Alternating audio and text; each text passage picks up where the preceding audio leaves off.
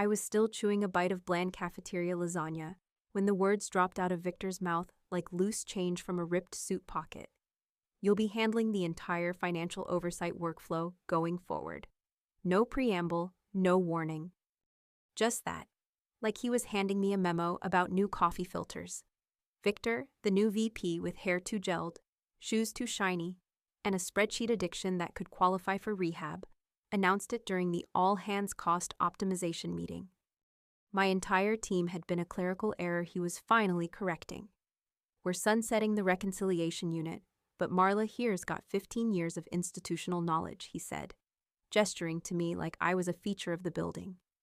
She's a rock star, a real team player. Rock star? I hadn't taken a full lunch break since Obama's first term, but sure, let's go with rock star. Across the room, Brenda's hand stopped mid-highlight over her audit binder. Julian, my newest hire, who still believed in things like performance reviews, went ghost white. No one spoke. They didn't have to. We all knew what it meant. They were gone, effective immediately. And I was the poor soul inheriting their workloads.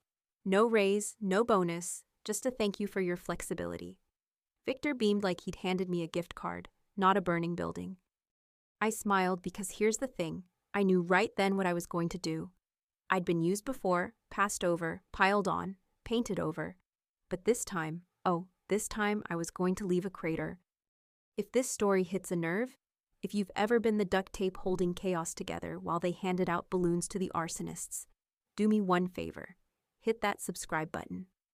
I'm gunning for my first 10K subscribers, and every click is a middle finger to every Victor out there. Anyway, back in the meeting, Victor moved on. Something about Q4 projections. I didn't hear a damn word of it. I was too busy watching his mouth move while mentally packing my digital go bag. You know that quiet moment in a heist movie when the hacker's already in the system and the guards don't know they've been robbed? That was me. I was already archiving, already cataloging. They thought they were saving money. What they were really doing was detonating the only person who knew how the money worked. I had every audit report from the last 10 years, custom templates, macros, red flag protocols, vendor history, footnotes buried deeper than Jimmy Hoffa. My team didn't just balance books. We played financial triage on a quarterly basis to make sure these clowns didn't get torched by the IRS or faceplant during investor reviews. Now I was alone with everything. I kept smiling. Victor kept talking. The room stayed frozen in that surreal, too quiet office tension, the kind that buzzes behind your teeth like an oncoming migraine. He wrapped the meeting with a nauseating, "Let's keep pushing forward," and left like he'd just awarded me a trophy. I stood there a moment longer, watching the Zoom window close, the echo of false praise still ringing in my ears. Then I opened a new document. I titled it, "For When They Panic."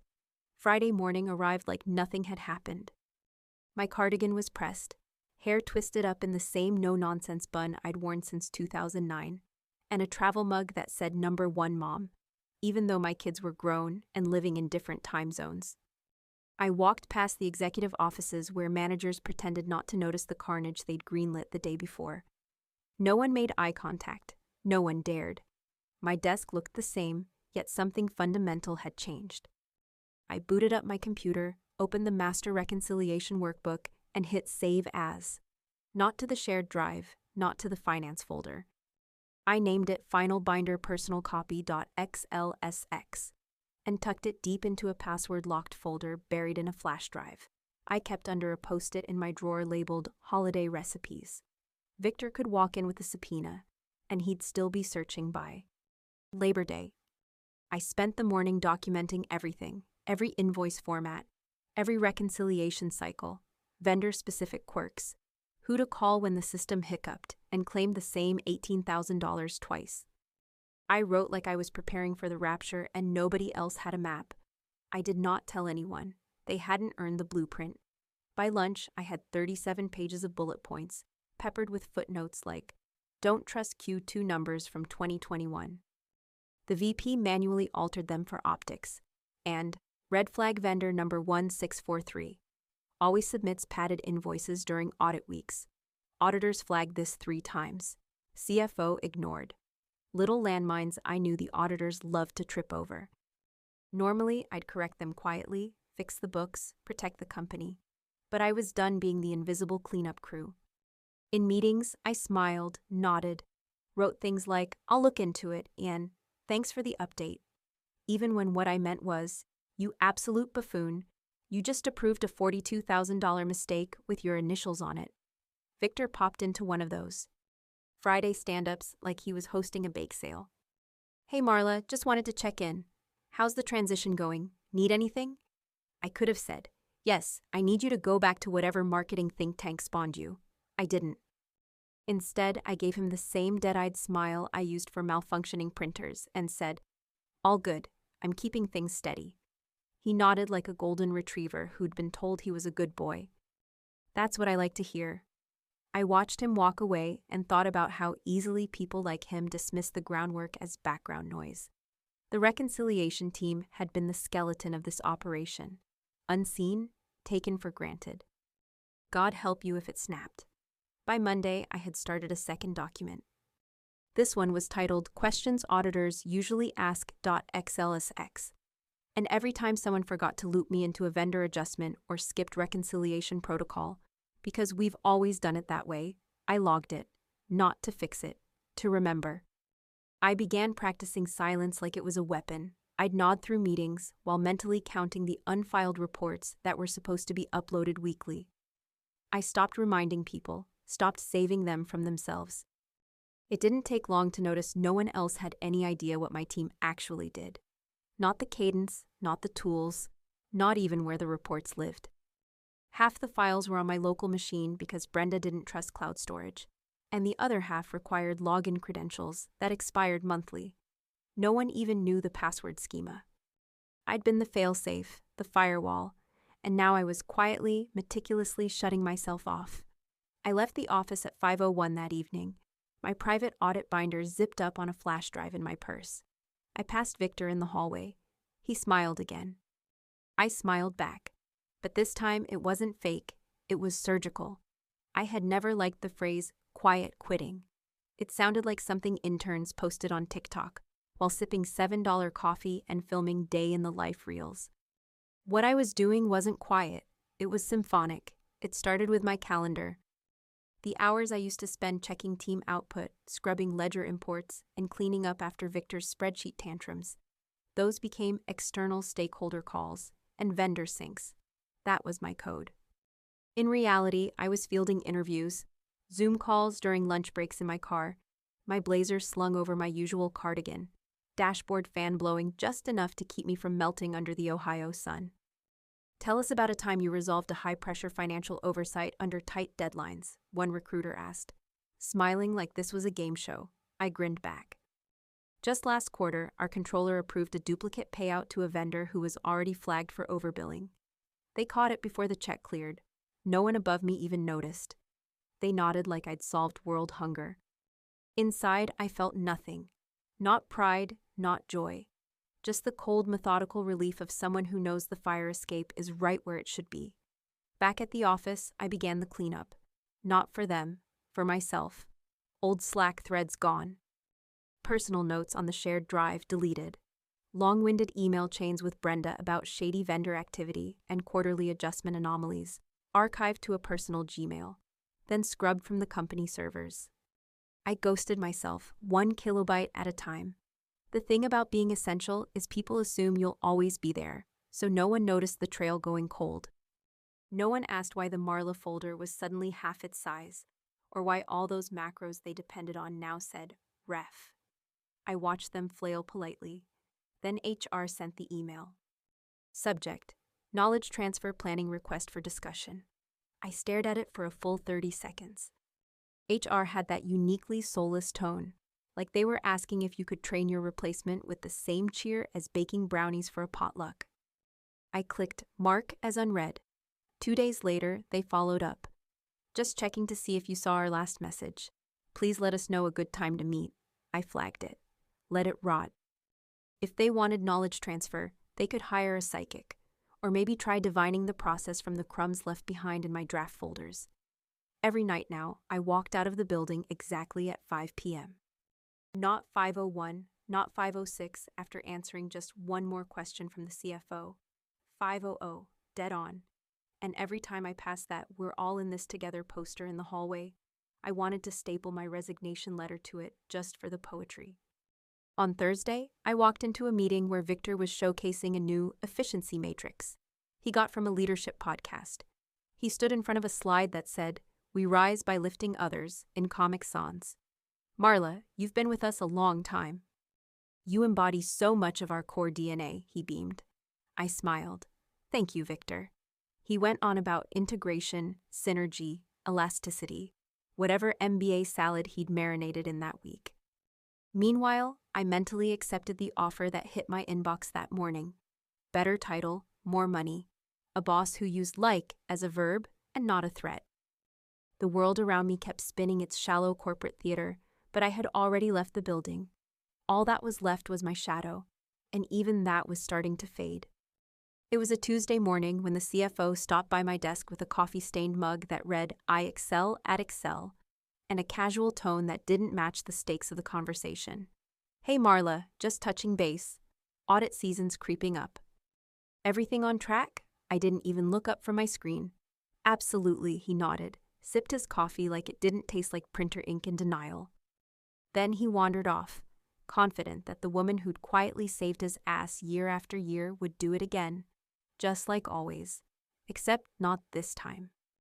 Because I had already accepted a new offer, salary bump, fewer hours, an actual assistant, a boss who started emails with "hi" instead of "per my last request." I was gone. Not metaphorically, not emotionally, contractually. My last day was exactly 2 days before the audit. Tick-tock. Back on my screen, the central audit folder looked fine. Neat, organized, calm, like a pond right before it's poisoned. But that folder was a ghost. I hadn't updated the reconciliation logs in over 3 weeks. The vendor summaries were 6 months out of date, and the financial controls checklist, the one auditors usually asked for first, was filled with placeholder text I'd written in a fit of sarcasm. Definitely not where the fraud lives. That file alone was worth my entire severance package in karmic value, of course. My private version was flawless, updated nightly, stored on a fireproof SSD in my bag labeled "Not Your Audit V2." I spent my afternoons watching the company float deeper into the fog, completely unaware their compass had already walked out the door. In orthopedic flats and a cardigan with loose buttons. They had no idea the fire was already smoldering beneath them. They just hadn't smelled the smoke yet. And I stood there like a forest spirit, watching it all from a distance, calmly holding a box of matches. There was a strange beauty in it, the kind you feel right before a thunderstorm, that pregnant silence when the world doesn't know it's seconds from being torn wide open.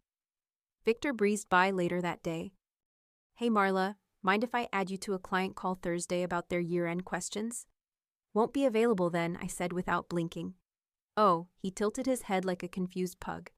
"I have prior commitments." He laughed awkwardly. "Busy season, huh? Appreciate you holding the fort." And still he didn't ask. Didn't notice, didn't know. That was the thrill of it. I could have screamed, "I'm leaving in 11 days," into the break room microwave, and no one would have noticed unless it affected the coffee supply. I could have tattooed my resignation on Victor's forehead, and he'd still ask if I could hop on just one more day to scrub. Next week, the documents remained untouched, the reports untouched, the trust unshaken. That night, as I zipped up my bag and shut down my machine, I paused to look at the dry erase board across the hall. Someone had drawn a crude rocket ship and written, "Auditors incoming."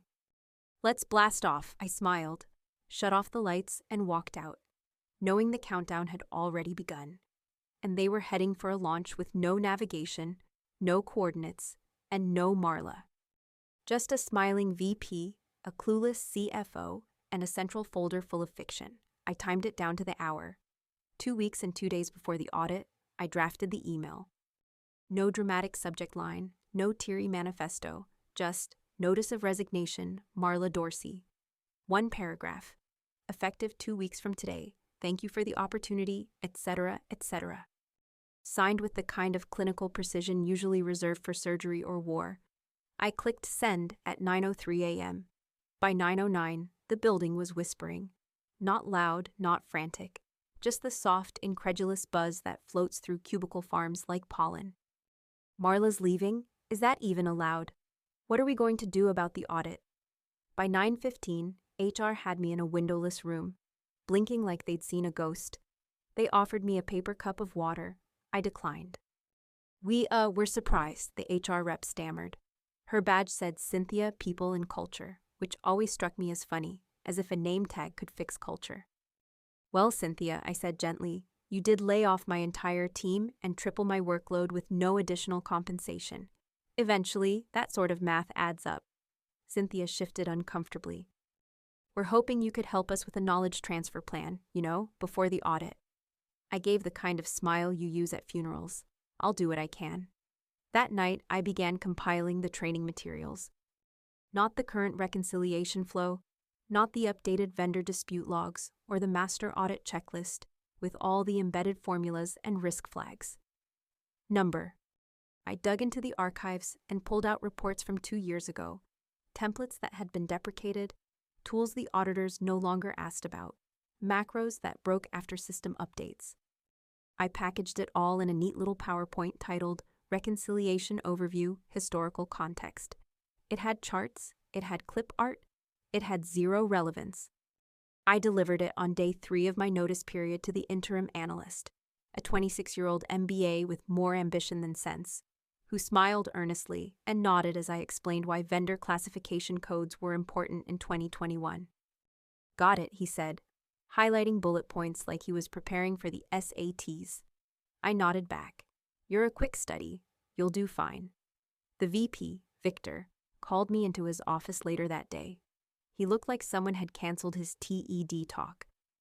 Marla, he began, putting on his best concerned but still your leader voice. I have to admit, I'm disappointed. I had high hopes for you, I blinked. You mean after firing my team and burying me under their workload? He sighed. We were leaning into your strengths. You've always been a stabilizing force. I thought you were committed. I leaned forward slightly, my tone perfectly measured. I was committed for 15 years. Then you decided I was disposable. He opened his mouth, but whatever he was about to say shriveled up and died. I stood, adjusted my cardigan like armor, said, I'm happy to assist in the transition. I've provided training documentation and outlined historical processes. He didn't catch the emphasis. No one ever did, until it was too late. By Friday, my calendar was a graveyard of vague meeting titles. Sync, Touchpoint, Strategy Review. I attended them all, nodded when necessary, and watched them circle the drain in real time. Each time someone asked a specific question, where the vendor log thresholds lived, or how to reconcile the intercompany transactions for Q3, I tilted my head, paused, and said, that would have been Brenda's territory, right? They'd mutter, making notes like Brenda might materialize out of a fog with a USB stick and salvation. I had never felt lighter, I slept better, drank my coffee slower. I even started parking in the visitor lot out of spite, daring someone to say something. At night, I rehearsed what I'd say on my final day. Something gracious but sharp, a line that would echo in the building long after I was gone. But that was still 9 days away. Plenty of time left to watch the floorboards creak under their weight, to let the fire spread quietly behind the walls, to smile, offer empty guidance, and walk them lovingly toward the cliff. By the start of my final week, the office smelled like panic, burnt coffee, cheap printer toner, the collective flop sweat of people realizing they trusted the wrong person to stay. Monday's audit prep meeting was called for 9 a.m. sharp. Victor insisted on donuts. I arrived at 8:57 with a fresh notepad, a pen that didn't work, and a facial expression so neutral it could have passed for Buddhist enlightenment. I took a seat near the door. The conference room was packed. The intern, Derek, brought a laptop that wouldn't connect to the projector. Cynthia from HR hovered like someone waiting for a smoke alarm to go off. The interim analyst, what was his name? Greg? He had printed out 3-month-old reconciliation logs and highlighted them in pink for reasons unknown to God or finance. Victor clapped his hands. All right, team, let's get aligned. Nobody was aligned. Marla, he said cheerfully, like we were co-hosting a podcast. Can you walk us through the reconciliation file? I tilted my head with the slow grace of a church bell. Which one? He blinked. The Q4 master. I smiled faintly. I didn't upload that version to the drive. I kept it local for data integrity, since version control became a problem last quarter. Someone actually gasped. I didn't turn to see who. Victor tried to laugh. Okay, well, let's just use what's there. What was there was a patchwork of broken links, old templates, a spreadsheet that still had Julian's name on it, despite Julian being laid off 5 weeks ago and currently freelancing in Colorado. The screen lit up with chaos, formulas referencing empty cells, tabs labeled "Use this one," and a red warning bar across the top that read helpfully, "Data source unavailable." Victor soldiered on. We can make this work, folks. We've got legacy docs. Let's pivot. I watched it unfold the way you'd watch your old house burn down after moving out. A quiet awe, not sad, not angry, just satisfied. The intern muttered, "Where's the Q3 variance log?" Someone else chimed in, "Has anyone seen the current vendor dispute list?" Greg flipped frantically through his binder of outdated screenshots. I thought Marla went over that last week. I, still calm, replied, "That was a training session on 2021 formats."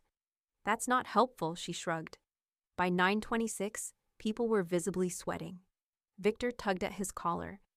Cynthia tapped on her iPad like she was texting God for a miracle. The best part? No one, not one single person, had thought to check whether this year's documents existed anywhere outside my laptop. And they didn't, because I never uploaded them. Never promised I would. Never even pretended. I'd simply stopped updating the drive quietly, months ago. I leaned back slightly in my chair, watched Greg whisper to Victor, watched Victor pretend to nod knowingly, and sipped my lemon water with the serenity of a woman at the end of a very long chess match. It wasn't just that things were falling apart, it was how they were falling apart, slowly, predictably, and with just enough time for everyone to realize the damage was self-inflicted. By noon, I was back at my desk, watching emails fly in with subject lines like "urgent reconciliation flow" and "can you resend that macro thingy from July?" I didn't answer. I opened my new job's welcome packet, scheduled a mani-pedi for Friday, and deleted a calendar invite titled "Audit Prep Sync All Hands." Let them sink. Let them pivot. Let them dig through the rubble chasing shadows of files that never existed. I was done saving them. I was already halfway out the door. They were just now noticing the house had no floor. Audit day hit like a freight train full of overdue invoices and karma.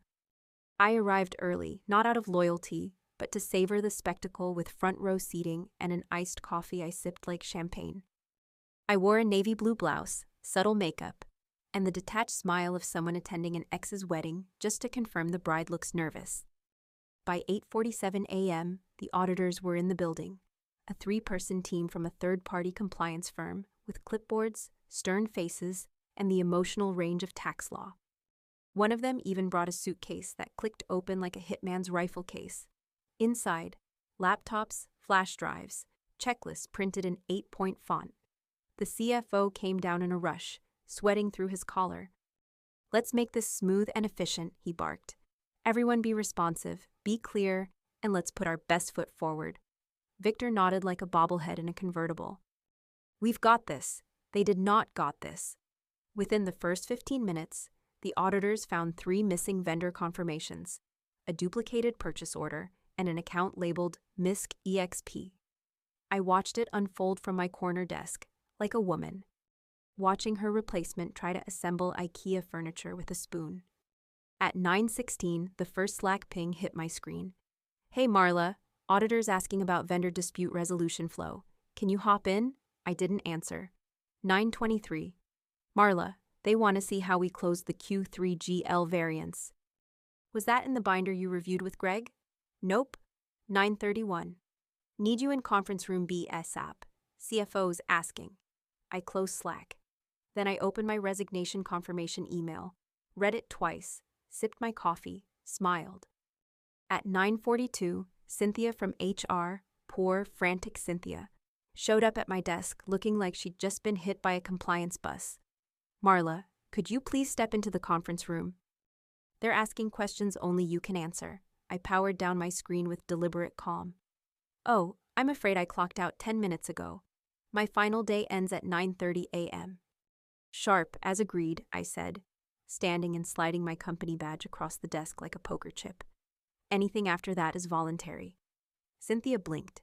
"But it's still morning." "The auditors will need to work with the team," I said, stepping into my coat. "I've done my part." Down the hallway, I could already hear the CFO raising his voice. Something about how the hell does no one know where the 940 templates are, followed by the satisfying sound of Greg attempting to explain a pivot table using interpretive grunts and hope. I passed the glass conference room just as an auditor gestured at the screen and said, "This entry is dated February 31st. That's not a real date." I didn't break stride. By the time the auditor flagged their third undocumented variance, the CFO shouted my name down the hall. "Marla, we need you in here now." I paused by the elevator and sighed slightly. "I'm afraid that's above my pay grade now," I said, not unkindly. And then I was gone. Elevator down, phone off. A breath I didn't know I'd been holding released like steam from a cracked pipe. The world outside had never looked so free. Back upstairs, the company was officially being flagged for operational negligence. Several controls were deemed non-verifiable. Vendor audit trails were marked unsubstantiated. And Victor, the man who once used synergy to justify gutting my department, was now flipping through 3-month-old spreadsheets while explaining, "This used to work when Marla was here." But I was already in my car, windows down, wind in my hair, listening to Sinatra and humming along like the final credits of a very long, very sweet revenge movie. The audit report dropped like a guillotine. Whispers turned to murmurs. Murmurs turned to boardroom screams. By the end of the week, the entire 5th floor smelled like scorched reputation. 3 days after my departure, the firm's executive Slack lit up like a slot machine on fire. Words like breach, non-compliant, and how the hell did we miss this ricocheted off digital walls. The final report labeled their reconciliation procedures structurally deficient, noted severe gaps in documentation, and with the cold finality of a coroner's signature, recommended an immediate freeze on all external growth initiatives. Translation: expansion plans were dead. The CFO was under internal review. Rumor was the board found an old email chain where he told me to just fudge the variance this once. That alone could bury him under enough HR tape to mummify a C-suite. And Victor? Victor was quietly reassigned to Business Development Strategy Support, a title so vague it might as well have been bench warmer. His new desk was reportedly located next to the printer. People said he flinched every time someone printed a reconciliation report. None of this surprised me. I was already 3 days into my new job. My new office had real windows. My new team actually listened when I spoke. The first meeting I attended, the director said, "We trust your judgment. Build whatever process you think is best." I almost cried. Instead, I nodded once, opened my laptop, and set up systems in 6 hours that would have taken my old company 6 months and 4 breakdowns. On Wednesday, they delivered my welcome package: a personalized mug, company fleece, a card signed by my entire department. One note read, "Finally, someone who knows what she's doing." By Thursday, the CEO swung by my desk just to say he'd heard great things already. I didn't blush, didn't stammer, just smiled and said, "Plenty more to come." That was that. The chapter was closed. No leftover bitterness, no night sweats, just a clean, quiet satisfaction, until Friday. I was eating lunch, turkey wrap, kettle chips, sparkling water, when the notification popped up. LinkedIn, Victor B. has requested to connect. I stared at it for a full 20 seconds, fork suspended midair. His profile banner still showed him grinning in front of a chart with arrows going up. Message: "Would love to stay in touch. Hope you're doing well." I clicked ignore, paused, hovered over the ellipsis, then clicked block. No message, no comment. Just a clean digital severing, smoother than any exit interview, sharper than any resignation letter, because some bridges deserve to burn. And in their light, you finally see the road ahead.